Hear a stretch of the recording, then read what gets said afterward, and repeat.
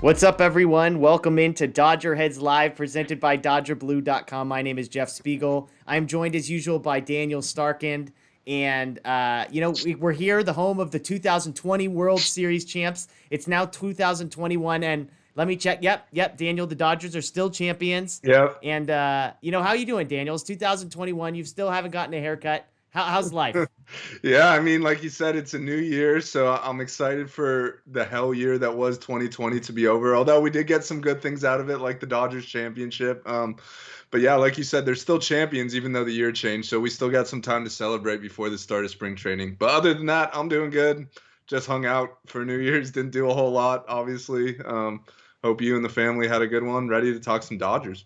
Yeah, absolutely. Absolutely. Well, we've got a fun one tonight. If you missed last week's episode, we kind of each made 5 bold predictions for the Dodgers for 2020. And then on tonight's show, we're going to kind of make some New Year's resolutions for some Dodger players. But before we get into any of that, there's a couple juicy rumors that were worth talking about right off the top. And we've got 3 things. We're going to start with 2 rumors, things we've mentioned as possibilities, things that have gained steam today. The first is Justin Turner and the Dodgers not being particularly close on contract negotiations, as well as some interesting names of interest that were mentioned by Jorge Castillo of the LA Times. And secondly, Robert Murray, national Major League Baseball reporter, confirming and reporting that the Dodgers do have real interest in Liam Hendriks.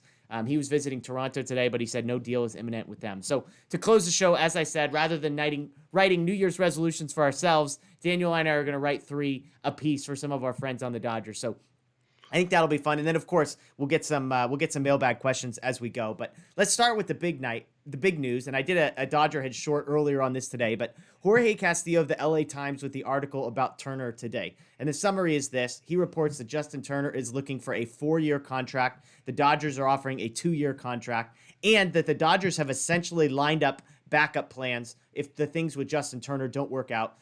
Some guys are keeping tabs on. One is a free agent, that's DJ LeMahieu, and then a couple trade possibilities in Chris Bryant and Eugenio Suarez. And so, Daniel, I guess let's start with the contract piece. Justin Turner is 36 years old. Are you surprised that the 2 parties are this far apart? We're 6 weeks away from folks reporting to spring training. We're 2 months removed from the World Series, and yet here we are. Does that surprise you? Yeah, I am a little surprised. At the beginning of the offseason, I was fully expecting Justin Turner to return to the Dodgers. I thought he might take a bit of a hometown discount to stay with them just because he loves LA and has accomplished so much with them. And obviously it gives him a chance to win moving forward. But from the various reports that have come out, it doesn't look like that's going to be the case. Like you said, with the Jorge Castillo article, Justin Turner's asking for 4 years. I don't think anyone's going to give a 36-year-old 4 years. So that's more just of a negotiating tactic, I'd say, maybe to get to 3 years, because I don't know if anyone's even going to give him 3 years. From what it seems like, everyone just kind of wants to go to 2, which makes sense. He's 36.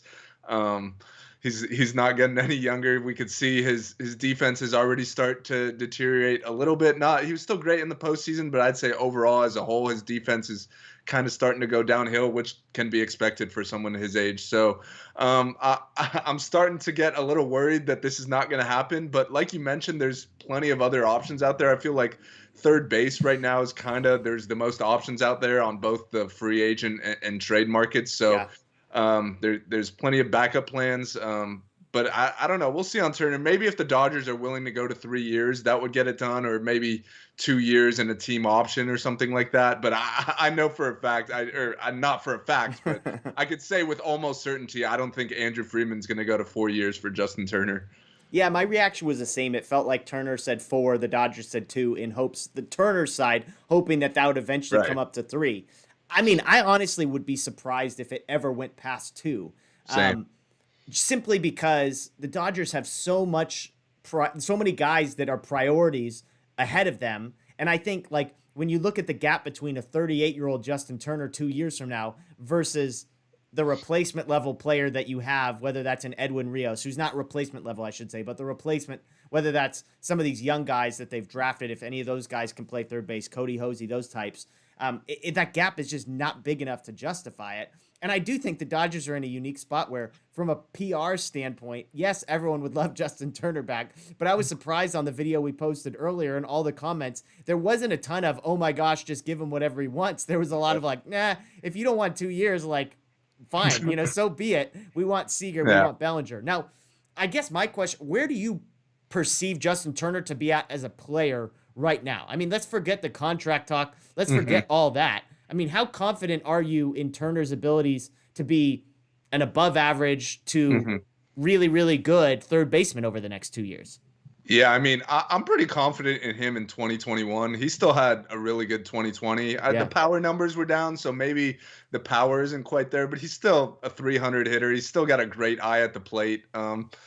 Like I said, the defense is going downhill a little bit, but it's still serviceable enough that like you're not moving him off the position. So I think he could have a good 2021 season.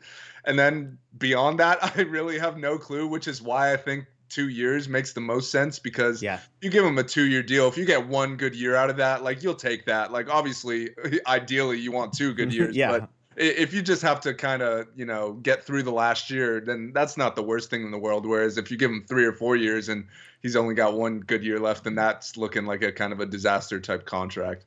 Yeah, I'll be honest, as I dug into his numbers from 2020, I had this narrative built up in my head of a guy that was on the sharp decline, and yes, the numbers were okay.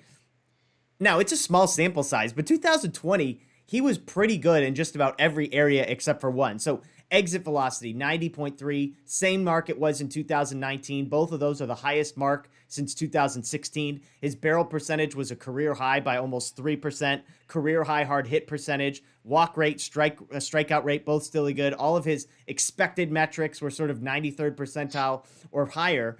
The question offensively is whether or not he can hit the fastball. 2017, 18, and 19, elite fastball hitter. His run value was among the best in baseball. 2020, he was actually a negative run value player against the fastball. His whiff percentage was a career worst, which is still, to be fair, his whiff percentage being a career worst is still not bad. It's still like top 30% of the league.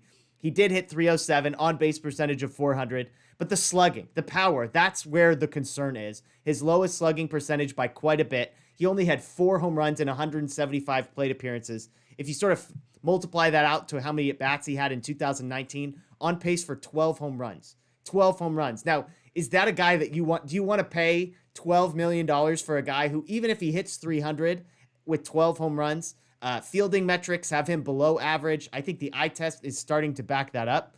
Those have never been kind to him, but I think as fans, you see it every day and you're like, he's really good.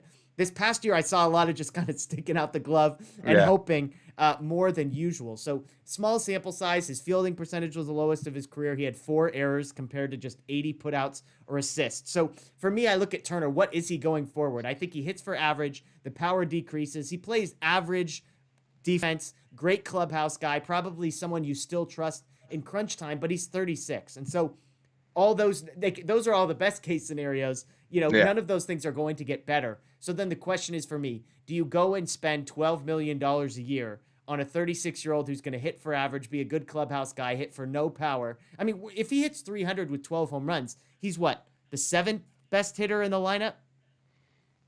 Yeah, I mean, I don't know what exact number, but he's definitely not the player he was without the power. Obviously, we know that he's a gamer in the postseason, and that's the stuff we love from Justin Turner. So I would still, even if he doesn't have the best regular season, I would still feel pretty confident that he's going to perform in the postseason because he's got the pulse for it. He's done it so many times. But everything you just pointed out is very fair and very accurate. I mean, he's not what he was 4 years ago. Excuse me.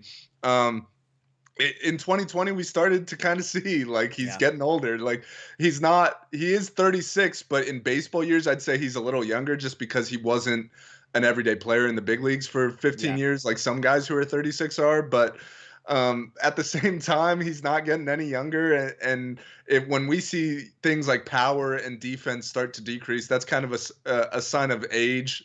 And it's not going to get any better. So I still think he's a good player. And like you said, 12 million, that's probably the maximum I would go for him. I'm not going any higher than that. I probably would want to go a little lower to 10 million or so. Yeah. But I mean, if that's what it takes, 12 million to get it done, I probably would do that for 2 years. But yeah, I'm not I'm not going past 2 years with him for all the reasons that you mentioned. Yeah, yeah, and I mean Ryan mentions in the chat on YouTube. Don't forget to chat with us there because we do see those that can't interact. Ryan W says, "Don't forget the clubhouse leadership." I mean, to me, That's fair. signing Yeah. him would come down to two things: the clubhouse leadership and the postseason performance. You Yeah. still trust him. He still had some big hits in the postseason. He obviously makes the unbelievable double play. So you keep him around. It's kind of like the Rich Hill thing, where you're not really worried about the regular season. You just want those at bats when the postseason comes around. And I will say, as a 36-year-old, and I'm going to say the same thing about DJ LeMahieu here in a second, their skill set, what makes them great, are not things that slope off as quickly with age. Hmm. These aren't like the uber athletic. You know, when you look at a guy like Cody Bellinger, I mean, Cody Bellinger at 36 is going to be a dramatically different player Yeah. than Max Muncy at 36 because they rely on very different things. Justin Turner is a guy who relies on his eye. He's a guy who relies on his smarts and just sort Yeah. of those types of things which play up at 36. That won't compensate for the fact that if you become a 12 to 15 home run hitter, that's a problem. But I do think all that is there. Now, the interesting thing about the Castillo piece to me was the guys that the Dodgers have mentioned. DJ LeMahieu is a free agent, and then some guys that are available via trade, Chris Bryant and Eugenio Suarez. He also mentioned, I don't know if you read the article, he mentioned Mike Moustakas and, Yeah. and Kyle Seager, and I just about lost my mind. I was like, if they're Yeah. going to go get Moustakas, like he would be he shouldn't even be on the 25, but he quickly said they're both lefties. I mean, there's 100 other reasons beside them being lefties why Yeah. they shouldn't be considered. But so the three alternatives, DJ LeMahieu's the first, free agent, the pros and the cons. He would put the Dodgers over the tax line. He's the most expensive of the three financially. He would cost you a draft pick. He's 4 years younger than Turner, so you're paying. I think of it like when they signed Turner to the last deal, they feel really good about the 4 years they got out of Justin Turner. I Definitely. think you're going to say the same thing about Hendricks, or excuse me, LeMahieu.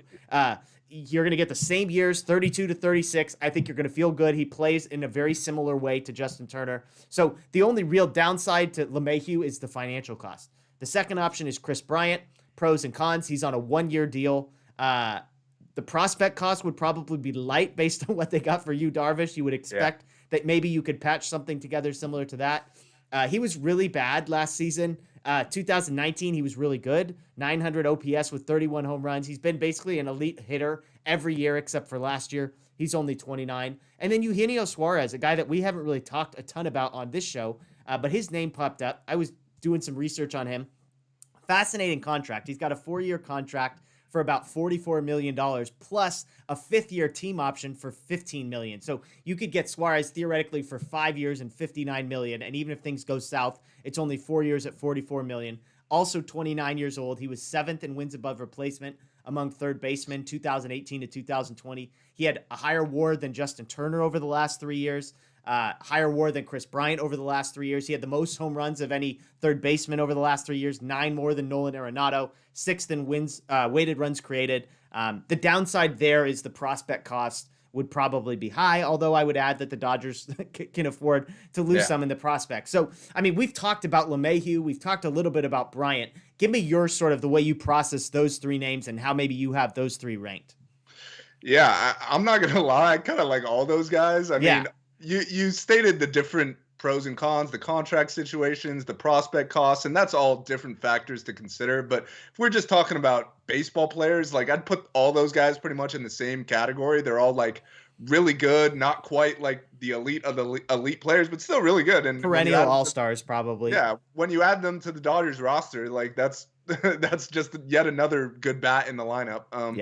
So I mean, I think those are all quality options. It just depends what they want to do. I'd say if we're talking player only, like just which player do I like the most, I'd probably say Chris Bryant, because I think his ceiling is the highest. Like we've seen him be an MVP before. Yeah. Like you said, he had a bad 2020, but a lot of guys did. Like it was a short year, 60 games. Like if you start off early in a slump, there's a chance you never come out of it. So I'm not putting too much stock into 2020. So I like Chris Bryant's upside, but it would only be a 1-year rental. Like I don't think. Unless, I mean, if they trade for him and he has a great year, that's a good problem to have, I guess. But I don't see them giving big deals to him and Corey Seager with Bellinger and Buehler down the road as well. So that would just be more kind of a 1-year stopgap type of deal. And then maybe Cody Hosey is ready to go by 2022 and play third base. I don't really know where he's at in his development, if Yeah. that's possible, but so I like Chris Bryant, the player, the best, but I don't like that it's a 1-year rental. So that I would probably lean towards one of the other guys. Suarez, he's probably not as good as the other guys. He had a really good 2019. He hit like 45 homers or something, but Yeah. that was kind of an outlier year. Like if they traded for him, I wouldn't be expecting him to come in and hit 45 homers. But he's still a solid player even when he's not, going off like that. And like you said, the contract is pretty manageable, like 4 years at 10 to 12 million a year. Yeah. That's pretty much what you'd be looking to pay a guy like that. So there's so many different pros and Yeah. cons to all these guys. Well, before you give me your list, Yeah. let me throw this in there because I want to ask you one other question as it pertains to the list. Suarez, one interesting thing for me because I'm a numbers guy. Yeah. Seager is projected to get about $12 million, I think is the projection. I could be wrong on that, but I think I saw 12 million, the projected number for Corey Seager this year. The thing that's interesting about Suarez is, to me, that feels like the deal that leaves you the most room to go bring back Corey Seager a year from now. Yeah. Because if you're paying your third baseman $12 million a year, $11 to $12 million a year for the next 4 to 5 years, then you can afford to be paying your shortstop right next to him that same amount. You take Corey Seager's number from 2020, you slide it to Suarez in 2021, you give Kenley Jansen's $20 million to Corey Seager, you just sort of drop a few dollars off of Kershaw's new contract, and we're good to go. The numbers work pretty seamlessly. So that's interesting. The flip side is, Suarez is probably the guy I'm least confident in of that bunch to be consistent. But it's so hard because then the flip side is, like, if the salary cap matters, then I would probably rather give up some prospects for a guy like Suarez to save the money. Now, if the salary cap doesn't matter, if they're like, screw it, we're just going to go over this year, we'll find a way to get under again next year, then it's different. So let me phrase it to you this way. Let's say Justin Turner's available on a 2-year deal for $24 million. Give me your ranking. And folks, if you're following in the chat, I'd love to hear this too. Give me your ranking of Justin Turner on a 2-year deal, DJ LeMahieu, 4-year, $75 million contract, trading for 1 year of Chris Bryant, low prospect cost, trading for 4 to 5 years of Eugenio Suarez with a somewhat significant, similar probably, well, I don't know. I was going to say similar to like a Mookie Betts type haul just because you're getting 5 years of a guy, but maybe probably a little less. Yeah. A little less, somewhere in that ballpark. So how would you rank those 4? Yeah, that's tough because, like you said, we don't know the money factor. Like, if money's not an issue, DJ LeMahieu would be first on his list. But I have a feeling with the Dodgers, from what we've seen in recent years, that money is an issue, and I don't think there's just unlimited spending to go around. And I definitely want to pay Corey Seager a year from now, and same for Bellinger and Buehler when they're up. So I don't want to give 4 years, $72 million to DJ LeMahieu and then lose Corey Seager a year from now. So because of that, I'm gonna put Justin Turner first. Because they're saving money. It's a 2-year deal. It's not long-term money. $12 million a year, very reasonable. B, we just talked about the type of player he is. I said I think he's got at least 1 good year left in him, maybe 2. So if you're giving him a 2-year deal, that's fine.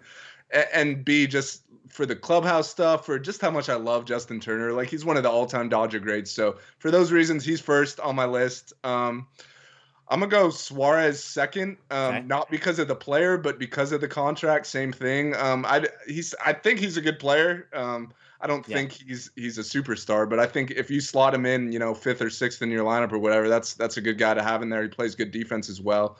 So and again, more valuable than Turner and Bryant over the last 3 years. So. And I'd rather have his contract situation and give up a little more prospects to maintain that financial flexibility. And then third would be LeMahieu. I like him a lot as a player. I don't know if I like him at $20 million a year for 4 years. That's a lot of money. I think there's a lot of teams interested in him. I don't see the Dodgers getting in a bidding war. I know they've been linked to him a lot in recent weeks, which is kind of surprising to me. But at the same time, there's so many negotiations going on. Like, that could be leverage for Justin Turner. Like, if Justin Turner is his agency, they're going after LeMahieu. Maybe they say, all right, we'll sign for 2 years, something like that. But yeah, so I'd have LeMahieu third, and then I'd have Chris Bryant fourth, just because that's just a 1-year solution, and I don't think they'd be willing to pay him the long-term money. It's fine. So the guy you like most out of the baseball players, but because of all the other Yeah, extenuating circumstances, you yeah. actually have him last. The So reason I have him last is because I okay, like him so yeah. much as a baseball player that I think he's going to be too expensive to keep. Got it. So Alex Passey's got Turner 1, Bryant 2, LeMahieu 3, and Suarez 4. We've got lots of people in there saying Robert Rosales 2 years on a Turner deal. Max Ken on YouTube says, I'd love to see Turner come back if it makes sense. Yep. THP Knob has Bryant the cheapest prospect-wise in 1 year. If it doesn't work out, you can go get someone like Jose Ramirez, potentially Suarez still available. Vatos Locos Forever says Bryant, DJ, JT, and Suarez 1, 2, 3, 4. Gojis Robledo says Suarez is a beast, one of the most underrated players in MLB. Yeah, I mean, I'll be honest. Like, to me, it feels blasphemous to say. I think I like Turner the least out of all 4 of those options. I mean, Because he's the oldest. he's the oldest. I don't. I mean, obviously, you're gonna have to give him at least 2 years. Mm-hmm. And to me, it's like I think he's going to be the worst player in 2020 of that whole bunch, and I think he's going to be the worst player in 2021 of that whole bunch.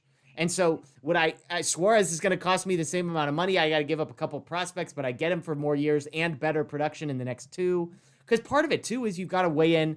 The Dodgers are built to win right now. I mean, obviously they're built to win in the future as well.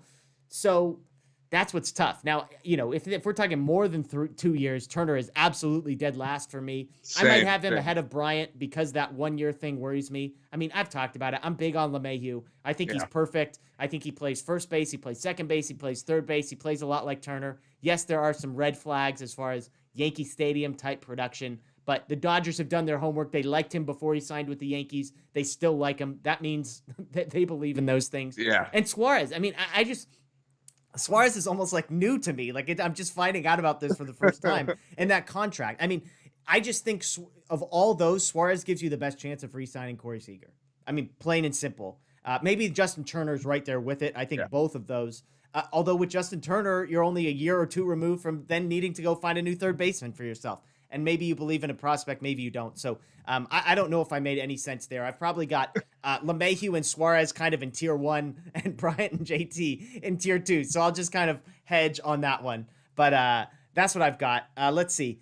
Yeah, I mean, obviously people are mentioning whether or not the DH is in play. That helps. And I would say, I mean, it probably ticks up Turner's interest a little bit, but you've got a guy like Edwin Rios regardless. I mean, they have plenty of guys that can fill the DH role. Right. And again, I mean, do you want a batting average hitter that can't hit for power as your designated hitter? I mean, it's not totally ideal there. Ryan says Turner got the ring. I'm comfortable moving on. Doesn't mean I don't have to love the guy. I mean, let's be clear. The Dodgers, by all accounts, have made a legitimate effort to re-sign him. If he can get more money elsewhere or thinks he's worth more, then more power to you. Good for him. He signed 1 big contract. If he wants to try and go get a second, that's a big thing. Alex Horwich adds, keeping JT also puts a lot of faith into Edwin Rios, which might work, but is a question. So I think that's fair. So lots of intrigue there. Just a short answer on this one. The longer this drags on, to me, at some point, the Dodgers have to do something. I mean, I was shocked when I read the article. Mm-hmm. We're less than 6 weeks removed from spring training, and guys reporting. Like, at some point, they need an answer from Turner. Here's our 2-year deal for this amount of money, yes or no, because if not, we've got plan B, plan C, and plan D lined up. Yeah, and I mean, it's not just the Dodgers, right? No teams are doing anything right now other than like the Padres. But yeah, there's so many free agents unsigned. I'm hoping that things get going soon here. I don't want another case of a couple years ago where like spring training starting and even opening day starting and there's like key free agents unsigned. That's not fun for anybody. But yeah, I think right now, honestly, the Dodgers are just kind of waiting on Turner to see what he decides. I don't think they're going to make any moves at third base until Turner either tells them, A, I'm coming back, or B, I'm leaving and signing somewhere else. Yeah.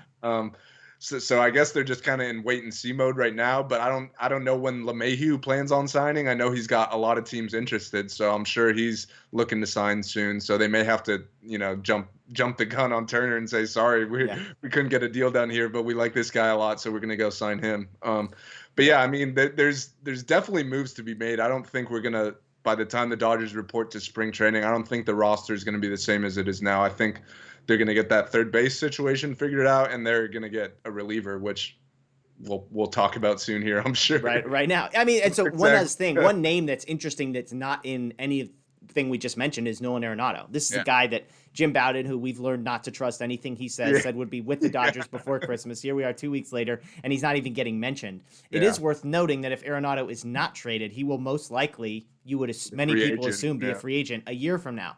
So Right. maybe you go get Chris Bryant if you think Arenado is going to be available in a year. Who Yeah. knows? There's options. Maybe you sign Justin Turner to a short deal. Because if you think you get a chance at Arenado, maybe you stay away from LeMahieu. Maybe you stay away from Suarez. Then again, LeMahieu's flexibility, he can kind of move around. So lots there. But one of the other things is Liam Hendriks. That's the other big story that came out today.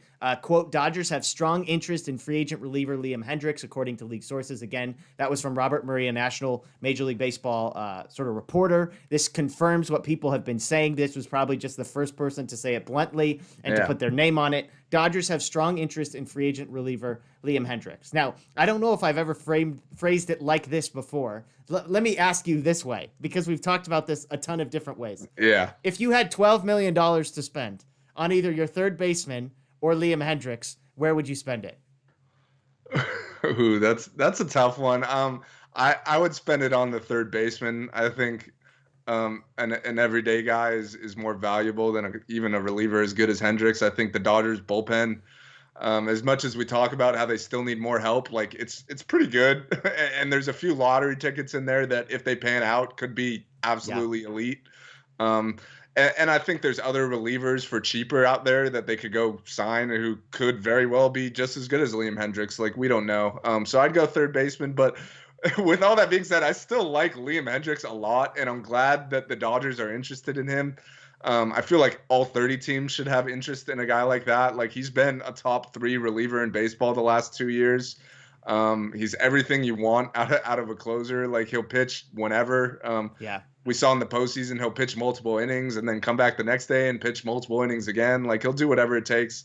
And his stuff is still really good. He's getting up there in age. He's over 30, but he's still got really good stuff. He throws really hard. So this is a guy I would love to see the Dodgers sign. Hopefully they have $12 million for a third baseman and then $12 million more for him, because if you're going to go get a reliever, that's the best one out there.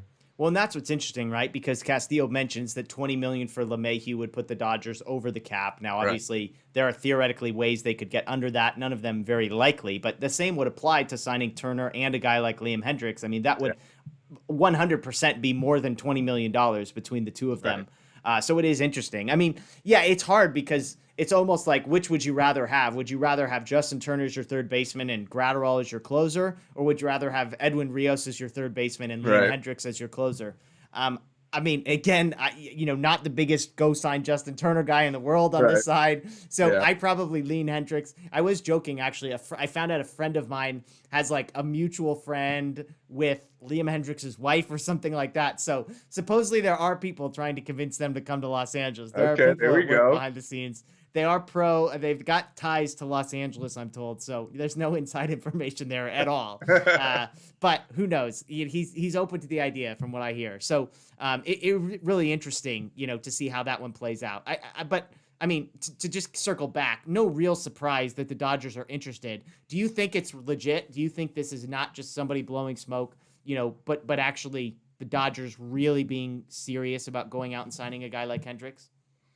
I think it's legit. I don't know if he'll be the guy they sign. I think they'll sign one of the top bullpen guys, whether it's Hendricks or Brad Hand or bring back Blake Trinan. Trevor Rosenthal's another guy we've talked about. He'd be a cheaper option, obviously, but he had a really good year. So I think they're going to get some sort of high leverage bullpen guy. I don't know if it'll be Hendricks. We'll see. I feel like the price is kind of climbing with him. And we know the Dodgers don't exactly love to spend on relievers. So if it's $12 million, I think is very reasonable for Liam Hendriks. But if it starts to climb up to, the 15, 16 million range for 3-4 years, I don't know if the Dodgers will be willing to do that, whereas other teams probably would. Yeah, it could be one of those where maybe the Dodgers say, we'll throw a big dollar number, 2 years for $30 million or something like that. but we're not going to do the 4 years for 48 million, something like Right. that. So Right. we'll see. Yeah, a couple people, Michael says waiting for the signings. We're all waiting. We're all waiting for We're something to waiting. We're happen. waiting. It's A lot. 2021. Some things got to happen eventually, right? Exactly. A lot of people mentioning kind of where are the other teams in play for some of these guys. I mean, the Blue Jays are a big one. They seem to be in play on Turner. They are in obviously, apparently Liam Hendriks is visiting Toronto as we speak. No deal is imminent, but he is visiting them with LeMahieu. Again, the Yankees are supposed to be involved. The Mets, many people believe, will be throwing money around. And the Blue Jays. I mean, those are kind of the same names you're going to hear with all of these guys. And so we'll see. iTalk Studios, thoughts on Chris Bryant. We just talked about Chris Bryant replacing Justin Turner at third. But yeah, so lots to go back. So with all that said, I mean, those are the rumors. We're glad that there are rumors. We're hoping that there's going to be some traction, some movement. As always, make sure you're subscribed here, Dodger Blue 1958 on YouTube. Ring the notification bell, because as soon as those rumors or reports or signings come out, we're going to have all the latest details. But let's shift gears a little bit. If you've got questions and you're in the chat, be sure to keep those with you, because we're going to go to mailbag here at the end. But we thought we'd do a fun little exercise where Daniel and I are each going to write some New Year's resolutions, not for ourselves, but for some folks in the Dodger organization, some things we'd like them to change or to work on or to improve upon in 2021. Daniel, I'll let you go first with your first one, but your first 2021 New Year's resolution for a Dodger is what? Yeah, and we got 3 each here, so we're gonna go through a few players. My first one surrounds Will Smith, who we all love. We've talked about him at length on the show. Just last week, I had one of my bold predictions was that he was gonna be an all-star in 2021 and maybe even the best offensive catcher. But I'm gonna talk about his defense here, and my New Year's resolution for Will Smith is to improve his framing.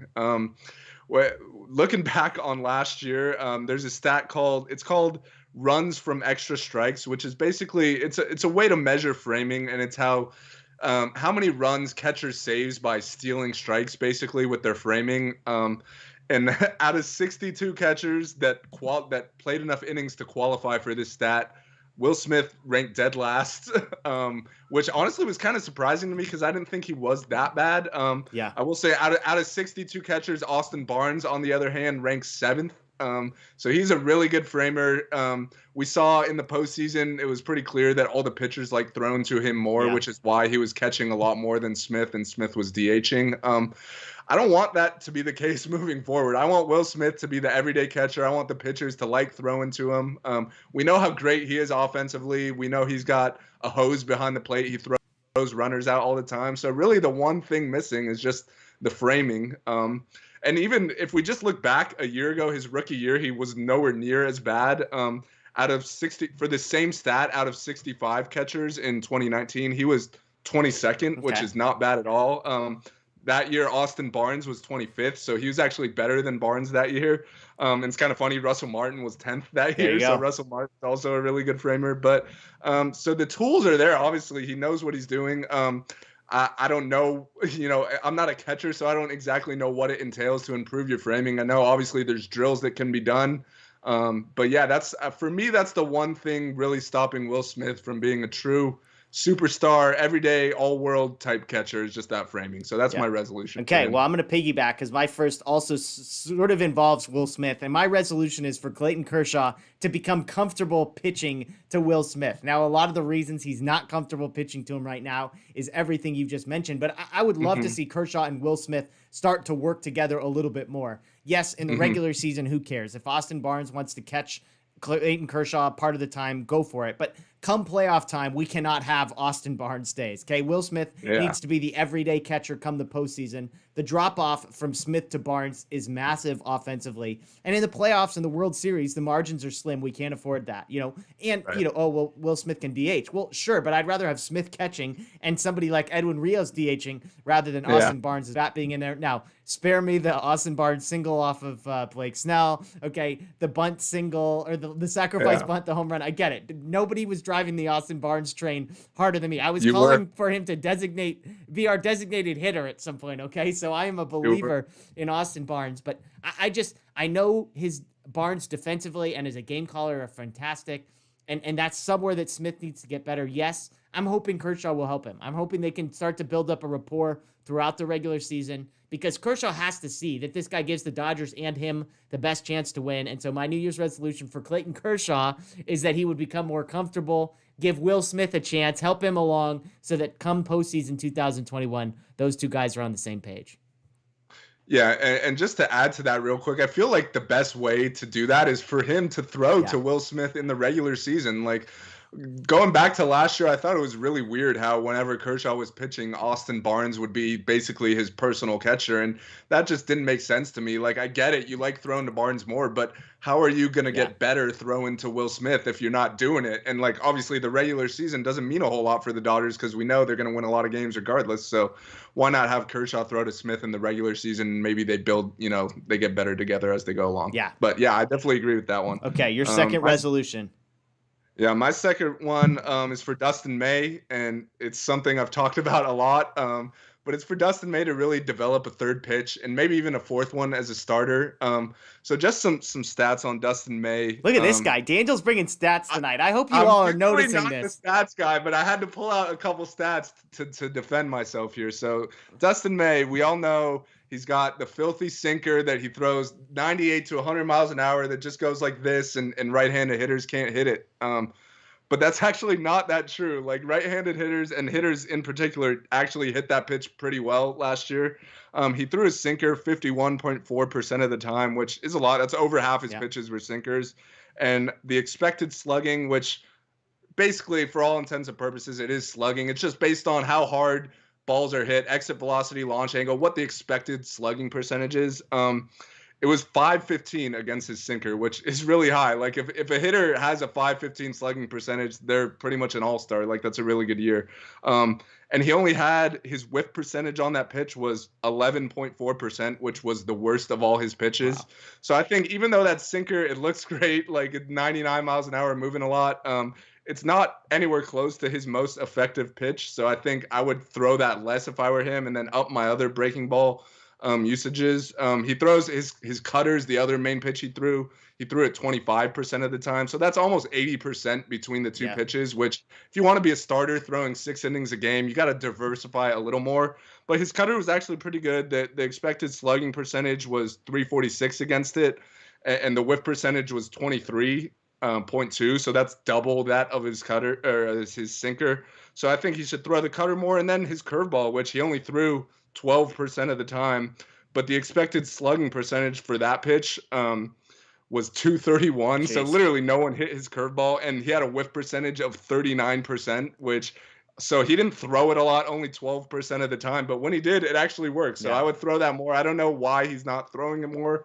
I don't know if he's not confident in him. I don't know if he needs to continue working on it, but it's a pretty good pitch if you look at the numbers. Yeah. And then he also has a changeup that he threw 4% of the time, which all of them were to lefties. And the expected slugging on that pitch was 304. So another really good pitch, which I would like to see him throw more. I'd even want to see him throw the changeup to righties. I think it could play off the sinker well, to the inside half of the plate. So for me, my resolution for Dustin May is throw your breaking balls more.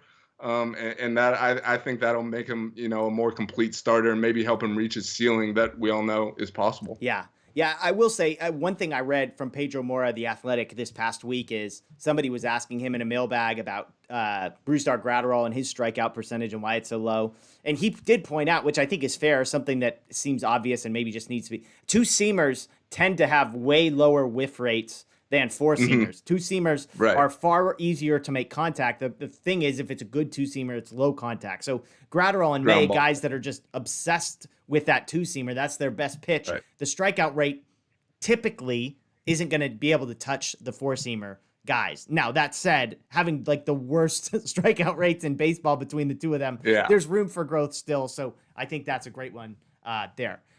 Okay, number 2 for me, New Year's resolution. This is for our guy, Cody Bellinger, okay? Cody Bellinger, odd year Cody Bellinger, 2021. Here's my New Year's resolution for you.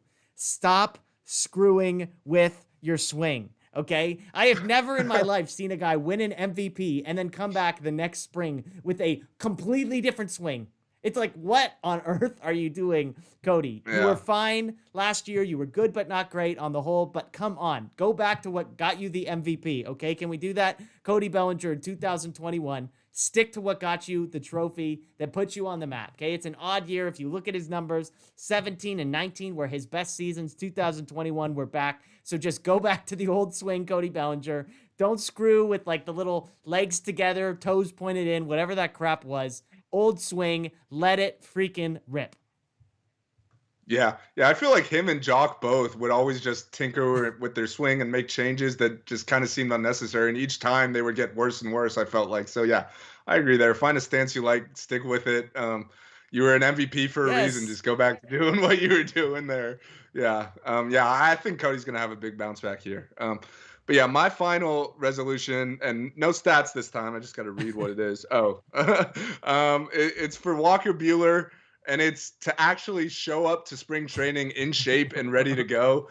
I feel like every year he's been with the Dodgers, he shows up to spring training and they're like, he's not pitching at all, and they're like, oh, we're slow playing him, we're making sure he's healthy, blah blah blah. It's like, no, this year I want you to show up to spring training ready to go. I want you to have the best season. I want him to have a full healthy season on opening day or the second game whenever he pitches first. I want him to be built up to 6 innings and ready to go, to have a great year, a Cy Young type of year. Yeah. And he's even talked about this as well. I forgot what podcast I heard him on, but it was at the beginning of the offseason, and he basically said that every other offseason he's taken like a month or two off from throwing at the end of the year, and he said he wasn't going to do that this year, and it's for the exact reason I just mentioned. So hopefully, I mean, if he continues throwing, hopefully he'll be ready to go during the spring. There you go. Yeah, I mean, it seems it seems obvious, especially for a guy who should be the opening day starter. I mean, Clayton Kershaw was obviously that guy. He's not the best pitcher on the Dodgers. Ceremonially, they continue to sort of offer it to him, it seems like. And I've always said, hey, whatever. Like, as long as Buehler is starting game 1 of the playoffs, I don't care who starts game 1 of the World Series. But that's a fair one. Okay, my third one, and I know this is going to be a popular one in the chat. So here's we go. My third New Year's resolution is for our good friend Dave Roberts, and it's very, very simple. Let somebody else be in charge of the bullpen. Okay, Dave? Just let somebody else. Like, I think it's like when you watch the NFL and you see the head coach just completely panic in crunch time, and they're weighing 100 things in their head, but they're like, should I go for it? Should I call timeout? Should I punt? Should I do this? Should I do that? Should I challenge it? Yada. And they need, like, everyone jokes, they need like a 13-year-old kid in their headset who plays Madden saying, hey, coach, call timeout here, punt here, go for it, whatever. Okay, Dave Roberts needs that for the bullpen. I don't care if it's the bench coach. I don't care if it's a pitching coordinator that we create a position. I don't care if it's Mark Pryor, but just find somebody whose only job it is to deal with the bullpen. Okay, and Dave just looks over and they say, Gratterall.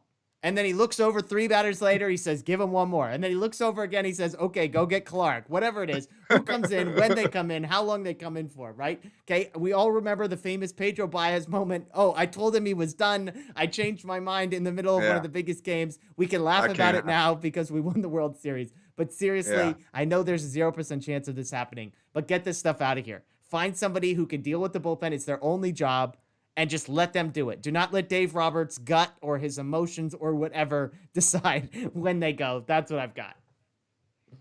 Yeah. I mean, we've talked about Dave Roberts a lot on the show. I'm sure there's people in the chat right now typing "fire Dave Roberts." We haven't seen it yet, so to be fair. Oh, okay, that's improvements. Okay. But yeah, no, we know Dave Roberts is sticking around. So yeah, we got to get that bullpen issue figured out. Even though they won it all in 2020, I wasn't really a fan of some of the moves he made. Like you just mentioned, the Baez one. I remember on the post game show that night, I said that's a fireable offense in its own right there. So yeah, that's a good resolution. There you go. Jake Benuel says fire Dave. He throws a fire Dave out there for you, just for there you. You go. Well, let's get to some mailbag questions. If you guys have a question, throw those in the chat and we will get to them. I see one kind of debate, 2 debates, I should say, that are going on. One is the possibility of, is there a scenario out there when you would trade Dustin May? And then the second is some debate kind of where does David Price fit into the Dodgers starting rotation? So I guess we'll start with the first one. Is Dustin May completely untouchable for you in trade situations, Daniel? He's not untouchable, but for me, if I'm trading Dustin May, it better be for someone good and someone that's going to help us for long term. It's not I wouldn't be trading him for a short term rental, but I mean I don't think he's untradeable by any means. He had a really good year, but like I just talked at length about, Yeah. he's still got a long way to go to be a true top of the rotation starter. Right now, I'd say he's a 3 or 4 at best that really could only get through the lineup twice. Yeah. So he's not untouchable, but for me, I'm holding on to him unless I'm getting like a true game changing type Yeah, guy. and somebody with the contract, right? Like obviously Yeah, Arenado's a superstar who's been rumored, but there's right, part of that where you're doing them a favor by taking on that contract, which is 30 or 40 million dollars a year for the next 7 years. It feels like right. so. Yeah, I mean it's hard. I'm with you. I'm probably lower on May than a lot of people, and yet it's still like. I mean, he's young. He's what, 21, 22 years old. He throws like 101 miles an hour. You've Yeah, seen him in the big moments, and he's under team control for the next 5 or 6 years for basically no money.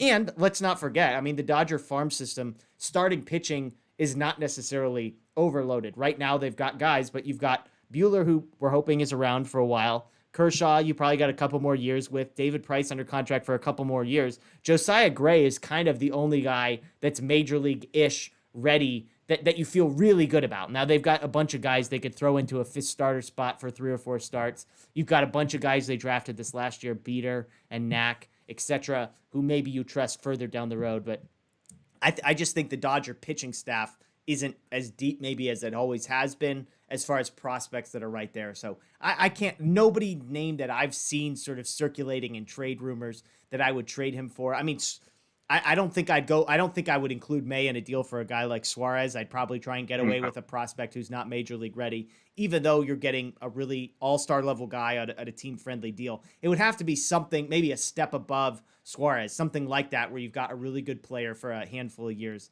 at a team-friendly deal. Yeah. I was just trying to think of someone, and I couldn't really think of. I actually did think of one person that I would trade May for, and that's with the Reds for Luis Okay. Castillo, who's also a starting pitcher. He's young. He's under club control for probably 3 or 4 more years at kind of relatively cheap as well. So that's the type of guy that I would be willing to trade Dustin May for, a young ace who's under control for plenty of years. What about, I mean, so the name that I thought of is a guy we've talked about before. I mean, would you consider trading May for a guy like Josh Hader? Yeah, I thought about him as well. I wouldn't do it. I would a reliever. The ceiling isn't as high for a reliever as far as the impact they can make. So if I'm getting rid of Dustin May, I want either a starter or an everyday guy. Okay. Yeah, fair. Okay, starting rotation. A lot of people have been asking, where does David Price slot in for you? Obviously, Bueller 1, Kershaw 2. That's pretty much set. How do you, I mean, Right. we've talked about sort of how we fill out the 3-4-5 as a group of 5, but where is Yeah. Price? Is he the third best starter the Dodgers have? Fourth, fifth, sixth? Where do you have him right now? Yeah, I mean, it's hard to say because we haven't seen him pitch in a year.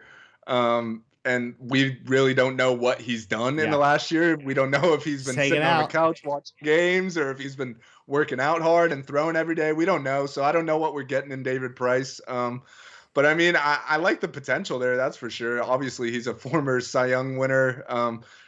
And when he pitched, he only had, I think, 2 outings for the Dodgers last spring, but he looked really good. His velocity was up. He's healthy now. He had that cyst issue in his wrist that he dealt with in 2019 that he finally had surgery on to fix. So who knows? Maybe a year off will do him good, and he'll have a little late career resurgence here. So I don't know if I could place him in the rotation right now. He's somewhere between 3 and 5. Yeah. I don't know if I'm ready to put him over Julio, so I'll say 4th, but we really don't know. Yeah, I think you and I both agree that he's in that top 5, and I think we both agree that Dustin May is the 6th guy, right? As of right now, yeah. Yeah. So to your point, where does he stand? I mean, if you go back and look at Price's numbers in 2019, on the surface, they're not amazing. Although he did, if I'm remembering right, he had one of the best strikeout rates of his career. A lot of the sort of StatCast peripheral type numbers on him were really, really good. Obviously, I mean, the Dodgers took his contract because they wanted Mookie. I don't think they were dying to add David Price. They got him at Yeah. half price. So, no pun intended. No So, pun intended. Yeah. I mean, it is what it is. He's one of their best 5 starters. He's another guy in that Rich Hill mold where who cares really what you get, obviously. You need more from him in Right. the regular season. You want to see him improve it. But he's a guy you trust in the postseason. And I think he's a guy that you trust in the Urias role of last year. He could start a game for you one day. He could give you 3 innings Yep. in relief 2 days later.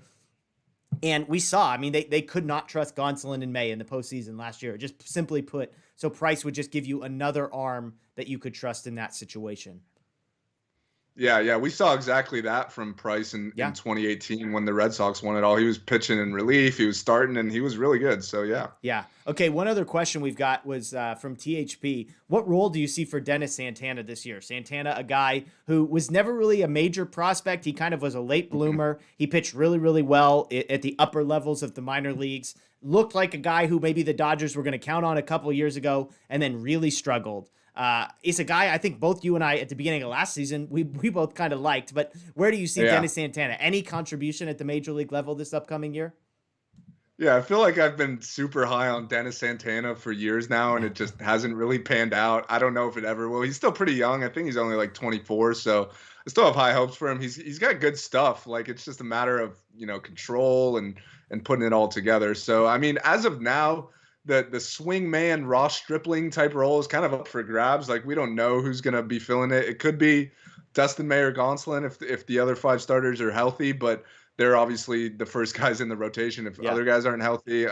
Jimmy Nelson is an option that they brought back, but we don't know if he's healthy. We don't know what we're going to get out of him. So that swingman role is kind of up for grabs, like the long man in the bullpen. Yeah. So if Santana has a good spring, I wouldn't put it past him to make the opening day roster. Mitchell White is another guy who could fill that role. So, I mean, I guess for him, it just depends on what he does in the spring. If he has a really good spring, he's on their radar. If he has a really bad spring, he'll probably go spend the whole year at AAA and we'll never, we won't hear from him again. Yeah. So, yeah. So to your point, turns 25 in April. So you're right on, 24 years old, 16 appearances so far in the majors, and ERA over 6.5. No starts for him. Yeah. It's too bad. I mean, it's the classic case of a guy where, if he was on the Rockies, he would have gotten 12 starts last year and the year before, and we'd know a lot more. He's on the Dodgers. He's perpetually the 7th or 8th best guy. I mean, barring an injury, they've already got 6 starters. So Dustin May, if he's your number 6 guy, is already kind of inhabiting that swingman role. You mentioned Mitchell White is a guy who has gotten the nod ahead of him in years past. I mean, who knows? I mean, even a guy like Brock Stewart, they brought back on a minor league deal. I don't think anybody's expecting big things, but Brock Stewart was a guy they put into that role 3 or 4 years ago. So who knows? I mean, I'd like to see something. I'd like to say, I would say I wouldn't be surprised if he gets a start at some point because of an injury. They're probably going to want to rest guys, go with a 6-man rotation for times throughout the year. So maybe he's there, but we'll see. But yeah, good question because we both are Dennis Santana fans out there. You mentioned Luis Castillo. He is a guy that the Reds have supposedly, there are rumors he may or may not be available.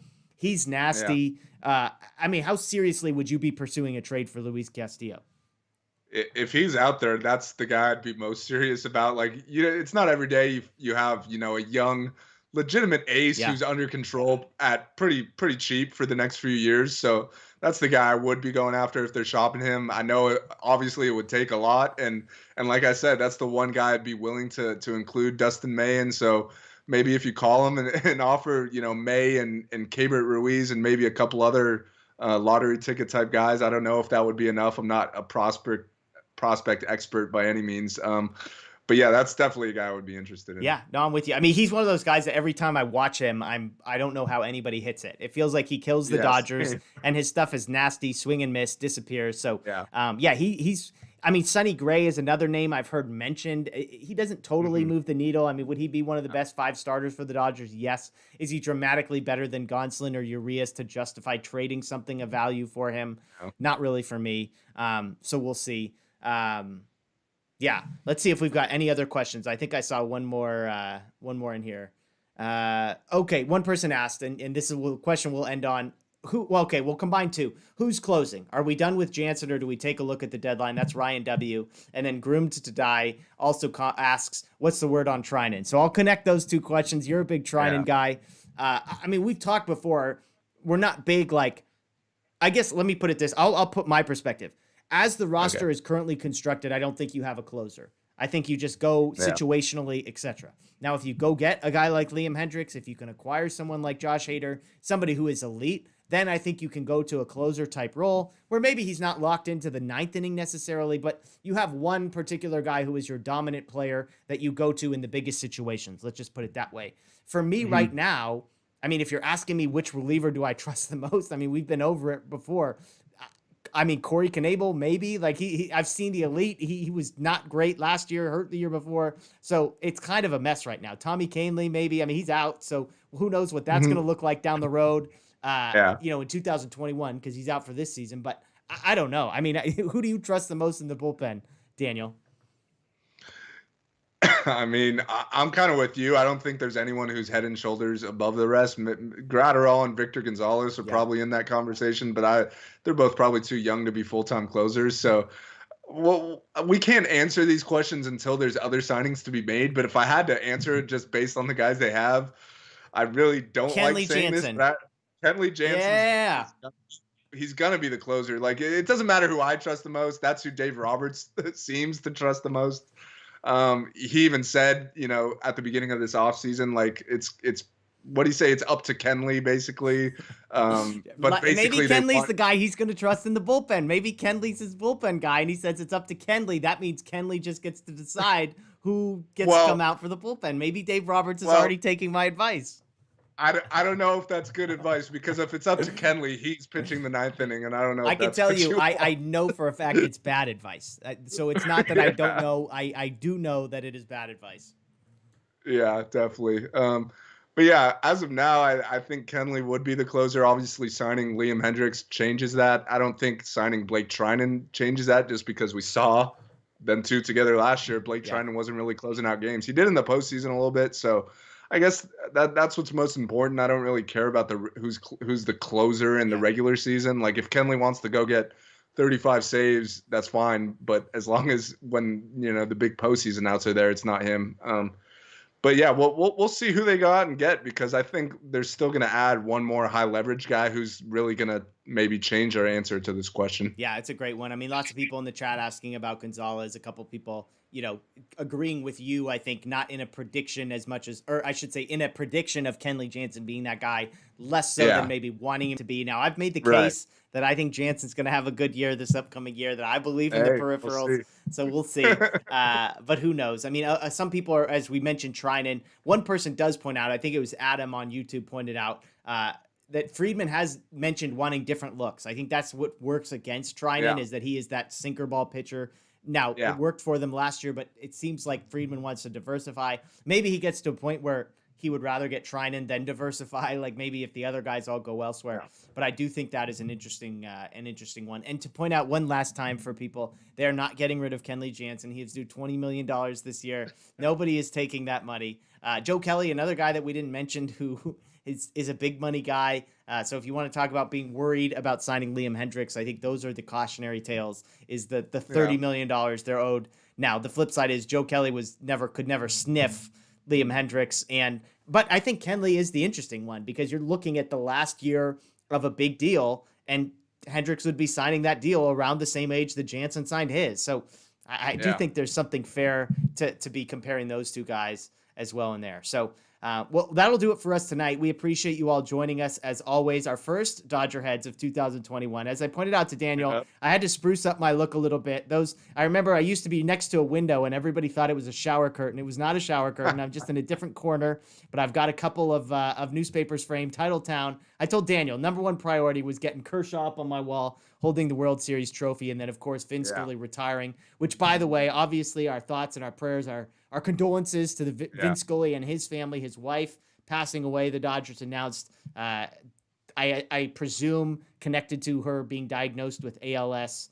Yeah. But just a tragedy. I mean, Vin, there's nobody in my family that I love more than, there's nobody outside of my personal family that I love more Yeah. than Vin Scully. Clayton Kershaw might be number 2 on that list, but I mean, Vin Scully is such a treasure, such a gem. And, knowing the heart and the type of person that he is, it has to be absolutely crushing him to have lost a wife for so long. So again, our thoughts are with Vince Scully and his family. Obviously, the entire Dodger organization, I'm sure, impacted by that news. So thoughts and prayers to Vince Scully for sure. Well, we appreciate you joining us again, as always. Check out DodgerBlue.com for the latest updates, the latest news. And again, make sure you're subscribed to your Dodger Blue 1958 on YouTube. Ring the notification bell. Now that the new year has turned, we are going to start releasing regular videos throughout the week, like the one I did today, talking about the Justin Turner news from Jorge Castillo. So be subscribed, get the notifications, and then make sure you're following us on all the social media, Dodger Blue 1958 on Facebook, Instagram,